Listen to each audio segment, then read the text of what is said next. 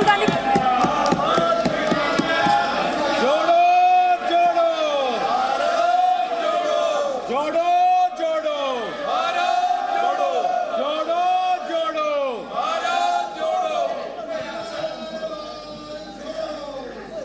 Speaker sir,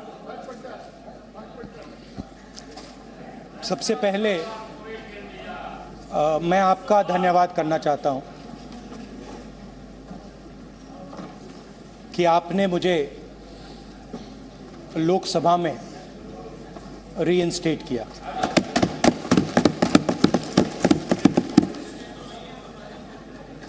और पिछली बार जब मैं बोला तो शायद मैंने आपको थोड़ा कष्ट भी पहुंचाया, क्योंकि मैंने इतनी जोरों से अदानी जी पे फोकस किया कि जो आपके सीनियर नेता हैं शायद उनको थोड़ा कष्ट हुआ। तो वो जो उनको कष्ट हुआ,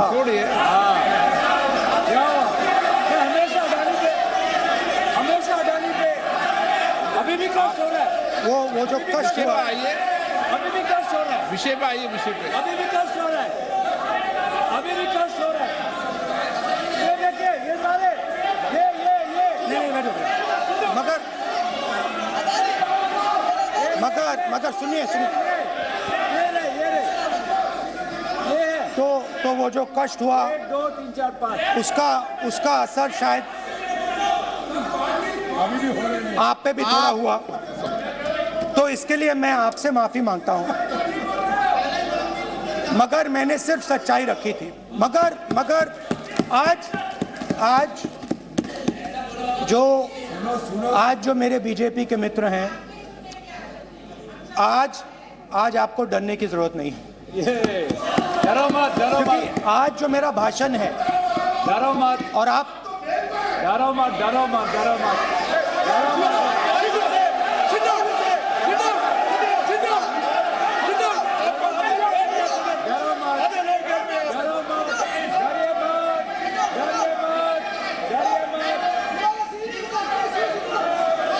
स्पीकर सर, अरे बैठा ब्रदर।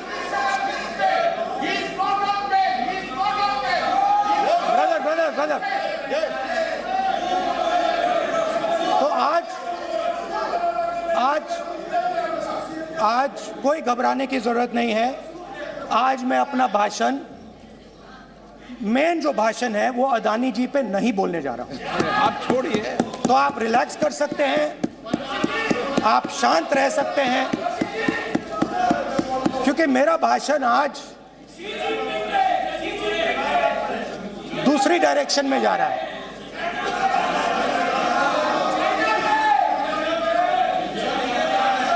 रूमी ने कहा था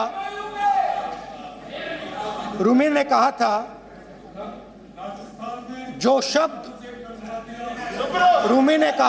शब्द दिल से आते हैं वो शब्द दिल में जाते हैं। तो आज मैं दिमाग से नहीं बोलना चाह रहा हूं, मैं दिल से बोलना चाह रहा हूं।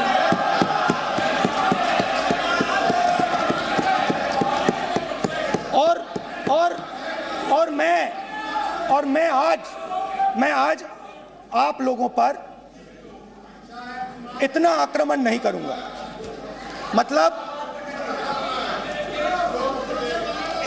एक दो गोले जरूर मारूंगा, मगर इतना नहीं मारूंगा। तो आप रिलैक्स कर सकते हैं। डरिए मत।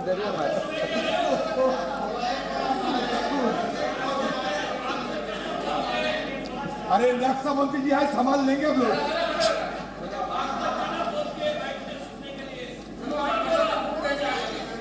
पिछले साल 130 दिन के लिए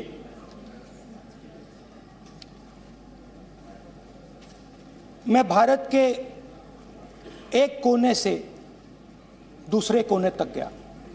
अकेला नहीं, बहुत सारे लोगों के साथ।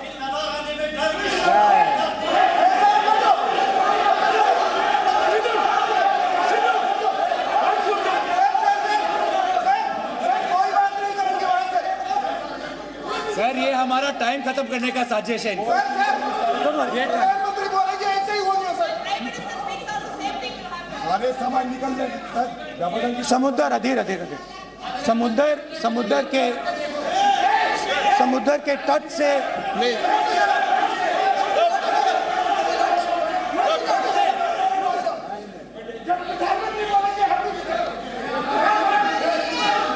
माननीय सदस्य प्लीज प्लीज ऐसे धमकाने का बात की मत बोलो यहाँ पे। बोलिए,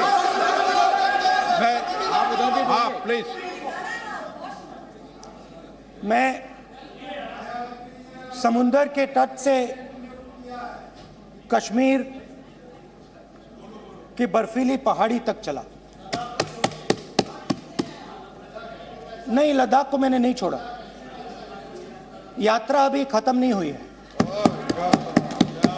यात्रा जारी है और जरूर लद्दाख आएंगे, घबराइए मत। बहुत सारे लोगों ने मुझसे पूछा यात्रा के दौरान, यात्रा के बाद कि राहुल तुम क्यों चल रहे हो, क्या तुम्हारा लक्ष्य क्या है,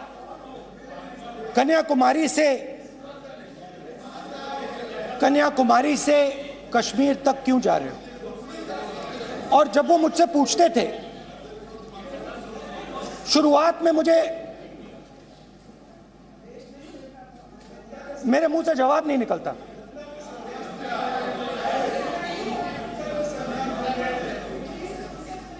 शायद मुझे ही नहीं मालूम था कि मैंने ये यात्रा क्यों शुरू की।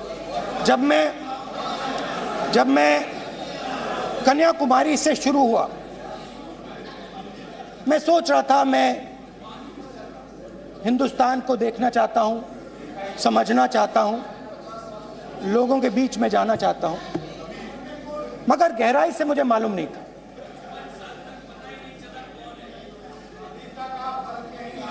थोड़ी देर में मुझे बात समझ आने लगी।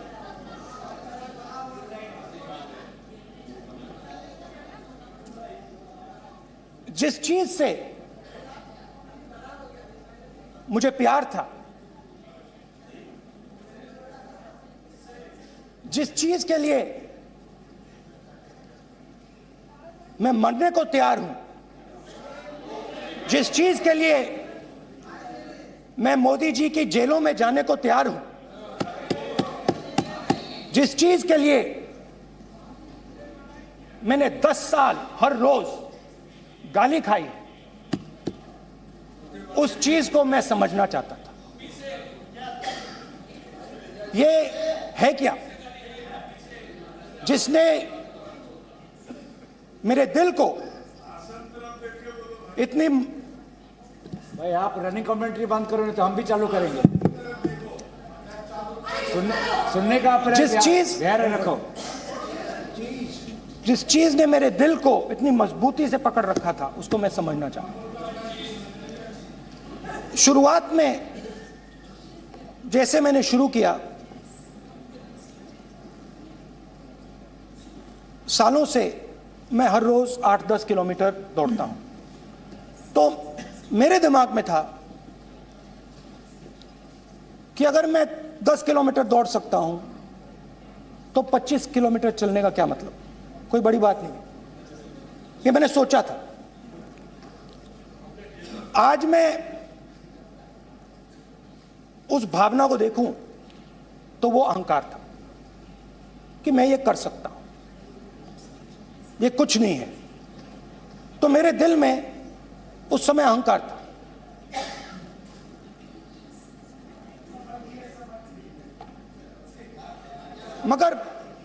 मगर भारत अहंकार को एकदम मिटा देता है, 1 सेकंड में मिटा देता है। तो हुआ क्या, 2-3 दिन में मेरे घुटने में दर्द शुरू हो गया। पुरानी इंजरी थी और जबरदस्त दर्द। हर रोज मैं उठूं और मेरे घुटने में दर्द, हर कदम में दर्द। तो पहले 2-3 दिनों में जो अहंकार था, जो मतलब भेड़िया जो निकला था, वो चींटी बन गई एकदम।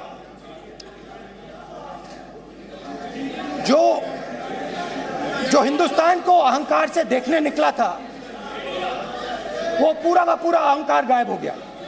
और रोज मैं डर डर के चलूं कि क्या मैं कल चल पाऊंगा। ये मेरे दिल में डर था। और जब भी ये डर बढ़ता था, कहीं ना कहीं से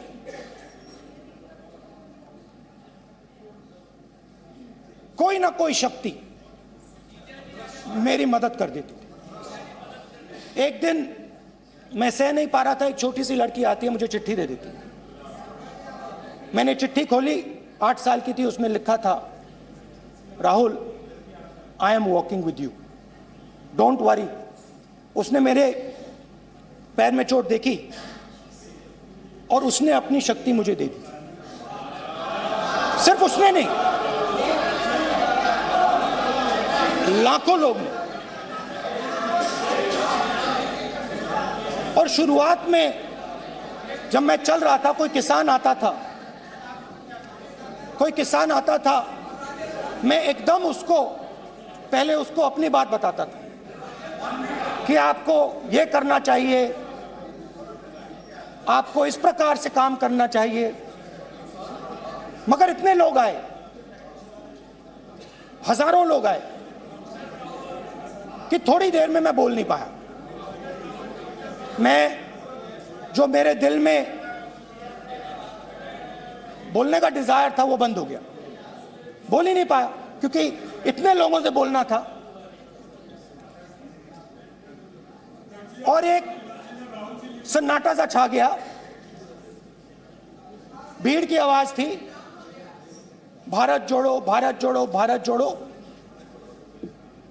और जो मेरे से बात करता था, उसकी आवाज में सुनता गया।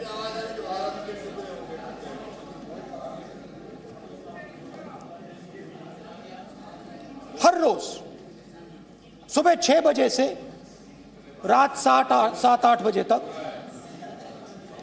आम आदमी, गरीब, अमीर, बिजनेसमैन, किसान, मजदूर, सबकी आवाज।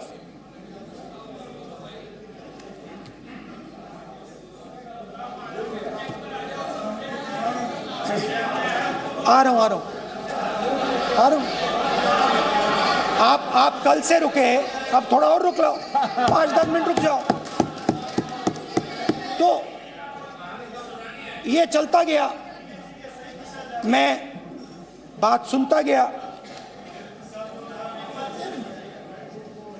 और फिर मेरे पास एक किसान आया, और किसान ने हाथ में रुई पकड़ी हुई थी, और उसने मुझे कहा, अध्यक्ष महोदय, उसने मुझे कहा, मेरी आंख में देखकर उसने मुझे अपना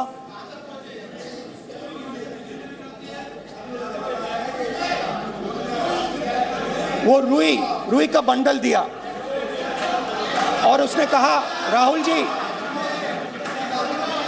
यही बचा है मेरे खेत का यही बचा है, और कुछ बचा नहीं है। मैंने उससे, जो मैं नॉर्मली सवाल पूछता था, भैया आपको बीमा का पैसा मिला, वो पूछा। बीमा का पैसा मिला, वो पूछा। और किसान ने मेरा हाथ पकड़ा। किसान मुझे कहता है कि नहीं राहुल जी, मुझे बीमा का पैसा नहीं मिला, हिंदुस्तान के बड़े उद्योगपतियों ने वो मुझसे छीन लिया। मगर इस बार बड़ी अजीब सी चीज हुई। जब मैंने किसान को देखा और वो मुझसे बोल रहा था, तो जो उसके दिल में दर्द था वो मेरे दिल में आया। जो उसके आंखों में शर्म थी जब वो अपनी बीवी से बात करता था, वो शर्म मेरी आंखों में आई। जब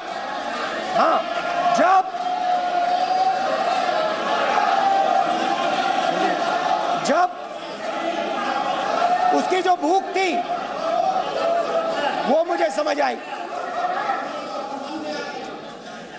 और उसके बाद यात्रा बिल्कुल बदल गई। मुझे भीड़ की आवाज नहीं सुनाई देती थी, मुझे सिर्फ उस व्यक्ति की आवाज सुनाई देती थी जो मेरे साथ बात कर रहा था। उसका दर्द, उसकी चोट, उसका दुख, मेरा दुख, मेरी चोट, मेरा दर्द बन गया। समझने की कोशिश करो।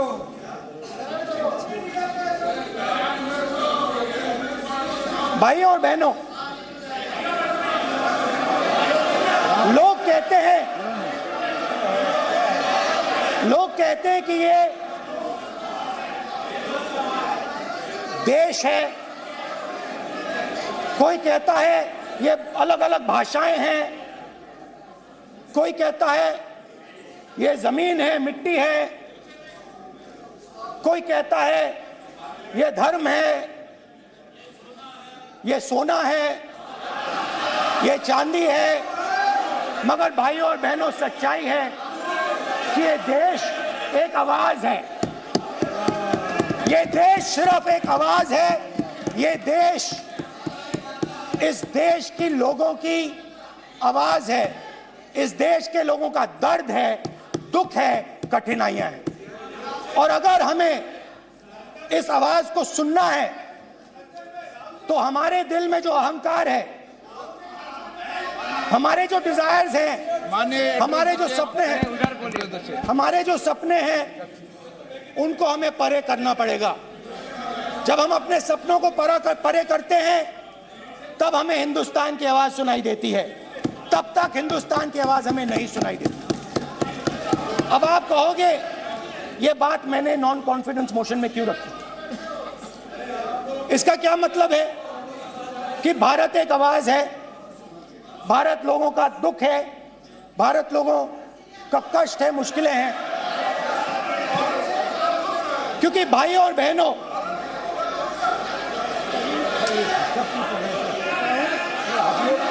अध्यक्ष महोदय, अब पूरा सूद समेत जवाब तुमको मिलेगा, फिर पूरा सूद समेत जवाब देंगे सर। फिर आप हमें मत रोकेगा सर। अध्यक्ष महोदय, फिर आप हमें मत रोकेगा सर। आप हमें मत रोकेगा, फिर आप हमें मत रोकेगा, आप हमें मत रोकेगा, फिर आप हमको मत रोकेगा, फिर हम सब देख रहे हैं, सब सुन रहे हैं, आप हमको फिर मत रोकेगा। तो स्पीकर सर, भारत एक आवाज है। भारत इस देश के सब लोगों की आवाज है। और अगर हम उस आवाज को सुनना चाहते हैं, हमें अहंकार को, नफरत को मिटाना पड़ेगा। स्पीकर सर, कुछ ही दिन पहले मैं मणिपुर गया। हमारे प्रधानमंत्री नहीं गए, आज तक नहीं गए, क्योंकि उनके लिए मणिपुर हिंदुस्तान नहीं है।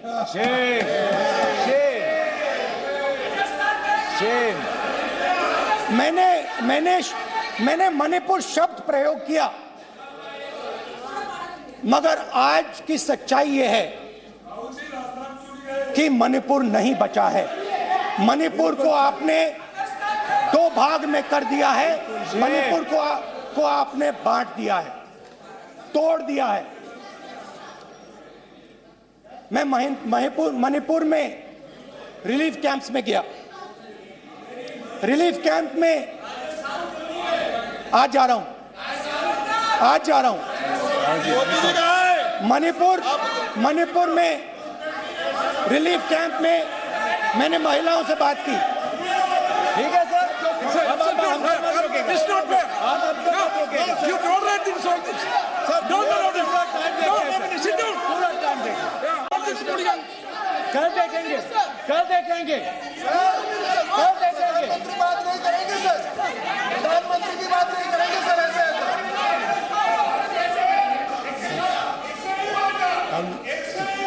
सूद समय मैं जवाब मणिपुर मिलेगा। गया और मणिपुर के कैंप्स में मैंने महिलाओं से बात की, बच्चों से बात की, जो हमारे प्रधानमंत्री जी ने आज तक नहीं किया। एक महिला मुझे कहती है, मैंने उनसे पूछा, बहन क्या हुआ आपके साथ? What's this? एक एक मंत्री बोल रहे हैं, एक एक मंत्री खड़े होके बोल रहे हैं, एक एक मंत्री खड़े होके ऐसे कर रहे हैं, एक एक मंत्री खड़े होंगे तो पूरे सांसद खड़े होंगे यहाँ पे, पूरे सांसद खड़े होंगे यहाँ पे, बैठे नहीं है चुपचाप करिए सर, पूरे सब खड़े होंगे, पूरे सब खड़े होंगे सर, सिर्फ कांग्रेस पार्टी नहीं पूरा देश खड़ा होगा आपके खिलाफ, तो पूरा देश कल आपके खिलाफ खड़ा होगा। मैं बहुत सारी महिलाओं से बात किया, मगर मैं आपको दो उदाहरण देना चाहता हूं। एक महिला मुझे कहती है, मैंने कहा क्या हुआ तुम्हारे साथ? कहती है, मेरा छोटा सा बेटा, महिला का सम्मान करें प्लीज ये देखो, ये सम्मान एक ही बच्चा था मेरा, कोई शर्म कर लो गल मारी, एक ही बच्चा था मेरा, मेरे सामने, मेरे आंखों के सामने उसको गोली मारी है। मैं पूरी रात, आप सोचिए, आप अपने बेटे के बारे में, बेटों के बारे में सोचिए, मैं पूरी रात उसकी लाश के साथ लेटी रही। झूठ नहीं, झूठ आप बोलते हो, झूठ मैं नहीं बोलता हूं। मैं पूरी रात उसकी लाश के साथ लेटी रही और फिर मुझे डर लगा, मैंने अपना घर छोड़ दिया, जो भी मेरे पास था वो मैंने छोड़ दिया। मैंने उनसे पूछा, कुछ तो लाई होगी? कहती है, नहीं, सिर्फ मेरे जो कपड़े हैं ये मेरे पास हैं। और फिर इधर उधर ढूंढती है और एक फोटो निकालती है और मुझे कहती है, यही मेरे पास अब बची है।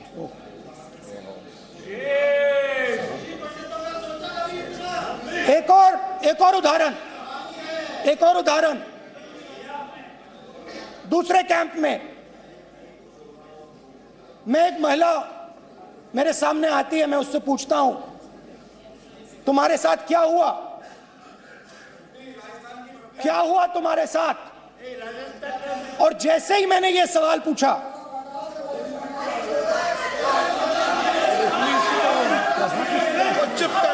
जैसे ही मैंने ये सवाल पूछा, आप महिला का दर्द नहीं सुन सकते, महिला का दर्द नहीं सुन सकते, महिला का दर्द सुनने का आपका धैर्य नहीं है, महिला का दर्द नहीं सुन सकते, महिला का दर्द नहीं सुन सकते।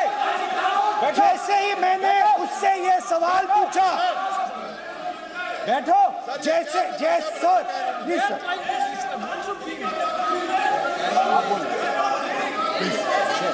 शर्म करिए, शर्म करिए। जैसे ही मैंने उससे सवाल पूछा, तुम्हारे साथ क्या हुआ, शर्म नहीं है तेरे को? वैसे ही एक सेकंड में वो कांपने लगी। उसने अपने दिमाग में वो दृश्य देखा और वो बेहोश हो गई मेरे सामने। कांपती हुई बेहोश हो गई। तो ये मैंने आपको सिर्फ 2 उदाहरण दिए हैं। स्पीकर सर, इन्होंने मणिपुर में हिंदुस्तान की हत्या की है, सिर्फ मणिपुर की नहीं, हिंदुस्तान की हत्या की है। इनकी राजनीति ने मणिपुर को नहीं, हिंदुस्तान को मणिपुर में मारा है। हिंदुस्तान को कत्ल किया है, हिंदुस्तान का मर्डर किया है मणिपुर में।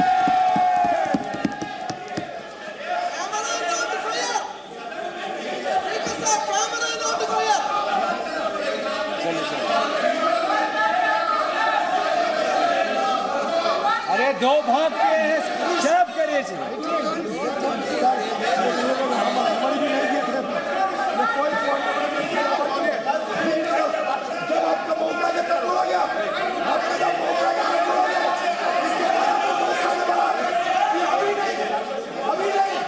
मैं माननीय सभी सदस्यों से कहूंगा शांति रखें, प्लीज प्लीज।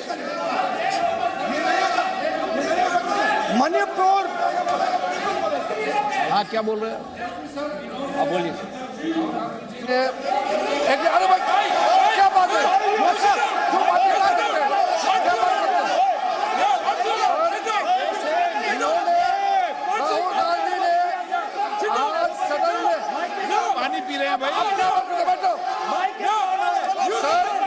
सर ये राहुल गांधी ने आज जो बातें कही है इस सदन में, बहुत ही गंभीर बात किया है।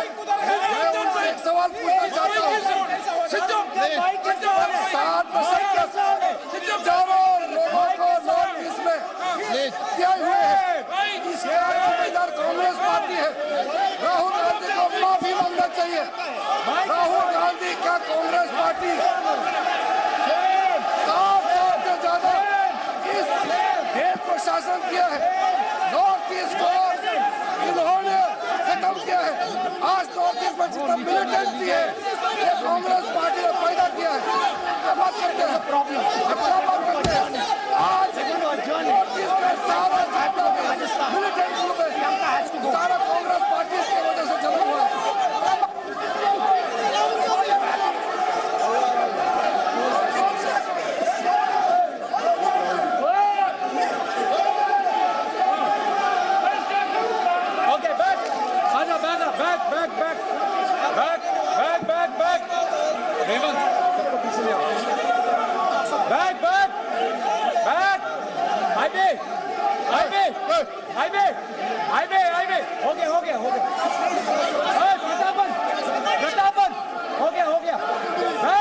भाषण नहीं सुनना चाहते हैं? आप भाषण नहीं सुनना चाहते? प्लीज बैठिए, बैठिए, बैठिए, बैठिए, प्लीज बैठिए, प्लीज बैठिए, प्लीज बैठिए। चले चलिए थैंक यू, थैंक यू, सबसे बड़ा thank you, thank you, please please thank you, thank you, thank you, thank you.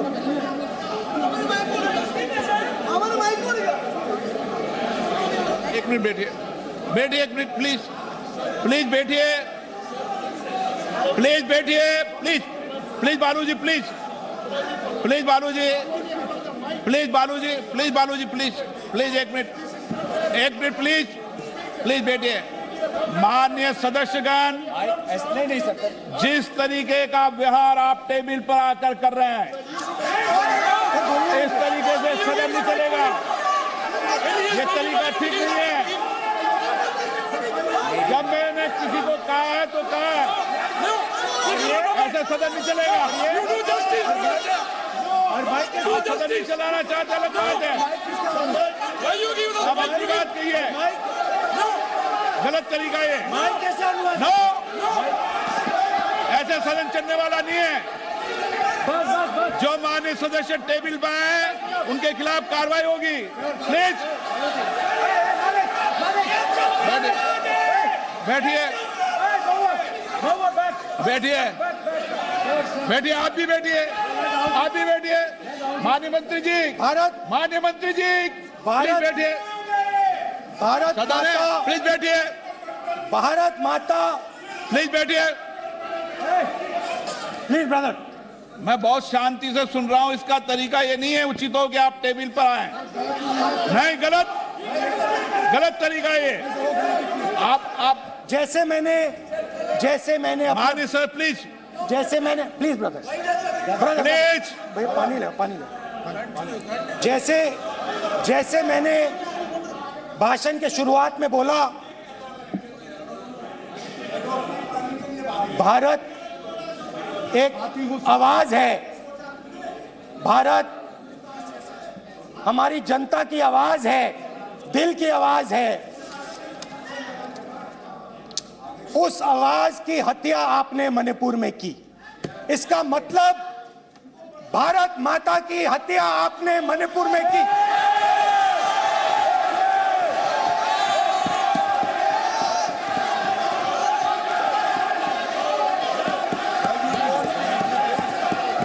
Bharat माता को आपने मणिपुर के लोगों के मारा, आपने मणिपुर के लोगों को मारकर भारत की हत्या की है। आप देश द्रोही हो, आप देशभक्त नहीं हो, आप देश प्रेमी नहीं हो, आप देशद्रोही हो। आपने देश की हत्या मणिपुर में की। प्लीज एक मिनट, प्लीज बैठिए, प्लीज बैठिए। अब सवाल आप उठता है, बैठना चाहते नहीं बैठना चाहते, आप बैठना चाहते नहीं बैठना चाहते, इसीलिए आपके प्रधानमंत्री मणिपुर में नहीं जा सकते हैं, क्योंकि उन्होंने प्लीज देश की हत्या की है। मणिपुर में हिंदुस्तान की हत्या की है, भारत माता की हत्या की है। मणिपुर के लोगों के दिल में। प्लीज एक मिनट बैठिए आप। तो सवाल उठता है, एक मिनट बैठिए, एक मिनट। आप भी विराजो। आप बैठिए, सही नहीं बैठिए, रहने दो आप। चलो आप बैठिए आप, प्लीज बैठिए आप, प्लीज। आप बोल रहे हैं फिर आप भारत माता के रखवाले नहीं हो, आप भारत माता के हत्यारे हो। प्लीज माननीय सदस्य, प्लीज माननीय सदस्य, प्लीज।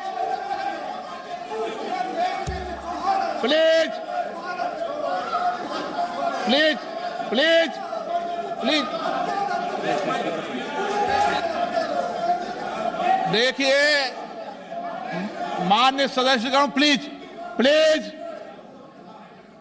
माननीय सदस्यगण, भारत माँ हमारी माँ है, हमें सदन में बोलते समय संयम बरतना चाहिए। मेरा अपनी माँ की हत्या की बात कर रहा हूँ, मैं मणिपुर में अपनी माँ की हत्या की बात कर रहा हूँ, मैं आदर से बोल रहा हूँ। आपने मेरी माँ की हत्या की मणिपुर में। एक मेरी माँ यहाँ बैठी है, दूसरी माँ को आपने मणिपुर में मारा है।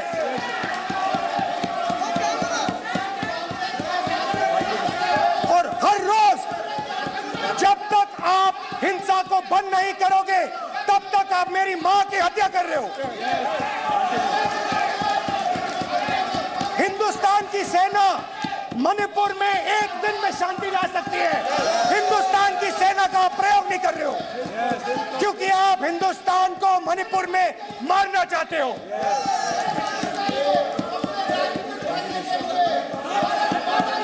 तो अगर नरेंद्र मोदी जी हिंदुस्तान की आवाज नहीं सुनते हैं, अगर हिंदुस्तान के दिल की आवाज नहीं सुनते हैं, तो किसकी आवाज सुनते हैं? दो लोगों की आवाज सुनते हैं। इसकी आवाज सुनते हैं, इसकी आवाज सुनते हैं, और इसलिए सुनते हैं। नो, एक गलत तरीका माननीय सदस्य। देख लीजिए अडानी जी के लिए मोदी जी ने क्या काम किया है, देख लीजिए। ये पहले आप गलत तरीका आपका, माननीय सदस्य, आपका गलत तरीका है। आप सीनियर सदस्य हैं, आप इस तरीके का बाहर सदन में मत करिए। आप बात करिए, लेकिन इस तरीके से पोस्टर लाना ये उचित नहीं है किसी तरीके से।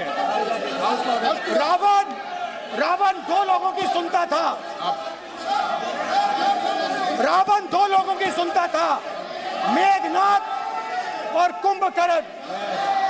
वैसे ही नरेंद्र मोदी दो लोगों की सुनते हैं, अमित शाह और अडानी। भाई और बहनों, लंका को हनुमान ने नहीं जलाया था, लंका को रावण के अहंकार ने जलाया था। प्लीज माननीय सदस्य, आप संयमित बोले। आप ये सदन है, आप तरीके से बोलिए माननीय राम सदस्य। ने रावण को नहीं मारा था, रावण के अहंकार ने रावण को मारा था। आप पूरे देश में केरोसिन फेंक रहे हो, पूरे देश में आप केरोसिन फेंक रहे हो। आपने मणिपुर में केरोसिन फेंकी और फिर चिंगारी लगा दी। अब आप हरियाणा में कर रहे हो, पूरे देश को आप जलाने में लगे हो। आप पूरे देश में भारत माता की हत्या कर रहे हो। धन्यवाद स्पीकर।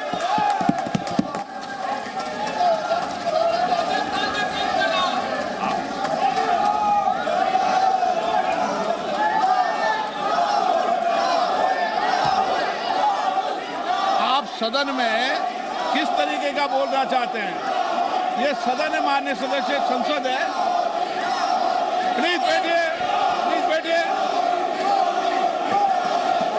प्लीज बैठिए।